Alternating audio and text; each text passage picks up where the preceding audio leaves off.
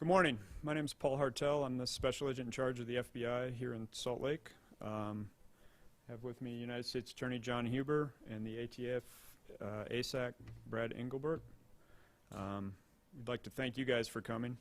And today what we're going to talk about is the arrest of one of the suspects in the arson of the Salt Lake City police car that occurred on May 30th.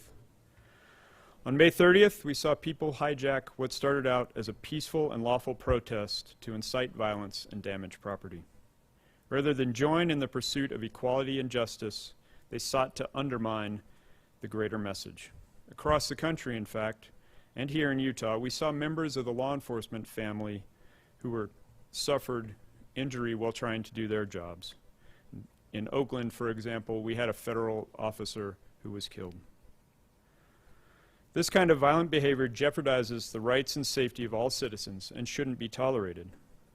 For 21 days, in fact, during the height of the protests in Utah, FBI agents, analysts, and staff worked hand in hand with Salt Lake City Police, with our ATF counterparts, and other members of the JTTF.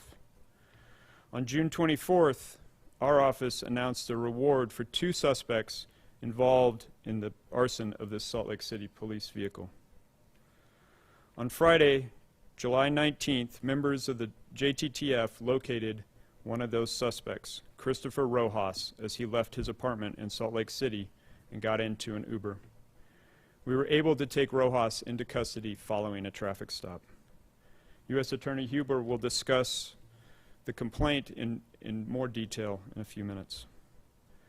We are grateful to the media for getting the word out about these 2 suspects, and also grateful to the public who called in tips about Rojas's identity. Our investigation is not over, however. We are still looking for the other individual, noted here, who set fire to the police car. He is described as a black male with short black hair. He wore a Nike-branded hooded sweatshirt and pants and black shoes. During the incident, he had a black gas mask covering his face. If you have any information about this individual, we ask that you call us at 801-579-6192. What I'd like to do is emphasize that most of the protests that we saw here were in fact peaceful. Most of the protesters were local. In closing, I'd also like to remind you that we at the FBI do not conduct any investigation based on First Amendment protective activities.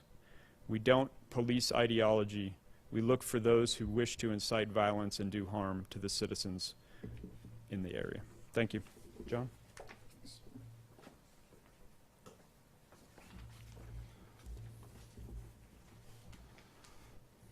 Today we announced the federal prosecution against the 3rd defendant involved in the arson of the police cruiser in Salt Lake City on May 30th of this year. That person's name is Christopher Rojas. He now faces in federal court the potential, if convicted, of serving a minimum of 5 years in federal prison up to 20 years in federal prison.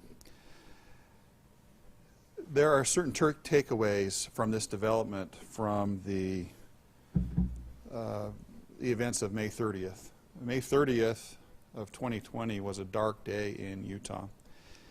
And it's a day that opportunists and extremists hijacked a peaceful protest and overran the typically safe streets of Salt Lake City. In the moment of that day, the extremists acted with great confidence as they believed they would carry the day. But order prevailed, as it should, in this great nation of the United States. And there is consequence for a person who engages in lawlessness.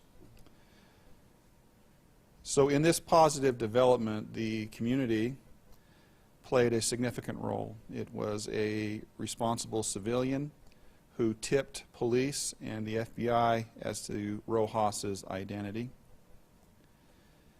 The overwhelming majority of people in Utah are law-abiding people. Even if our opinions and viewpoints differ, the venue where we can exchange those ideas is possible because of the rule of law, because of law and order. That's what enables us to share our opinions vocally, aggressively, but most of all, lawfully. When we have law and order to create those safe confines, it allows us to exchange ideas, it allows us to engage in commerce, and to pursue all these other lawful pursuits in our lives.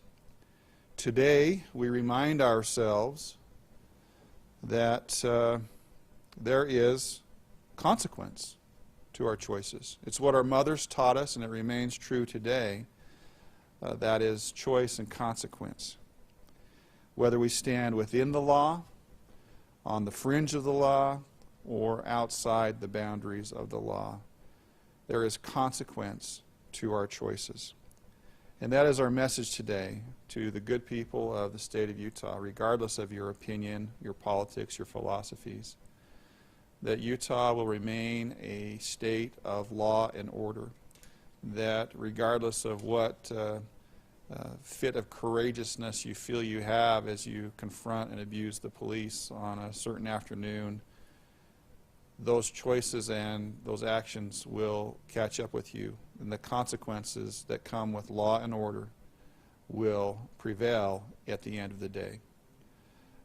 Thank you. Well, I guess one last thought I have, and then we're willing to, if interested, break into one-on-ones with you, is to emphasize that in this family of law enforcement, state, local, and federal partners in this particular case, we play to our strengths. The arson expertise of the ATF, we couldn't do it without them. The dogged investigators of the Salt Lake City Police Department, we couldn't do without them. And the professionalism and the high level of performance of the FBI, could not do it without them. We'll bring this case in a lawful and orderly way to the federal court.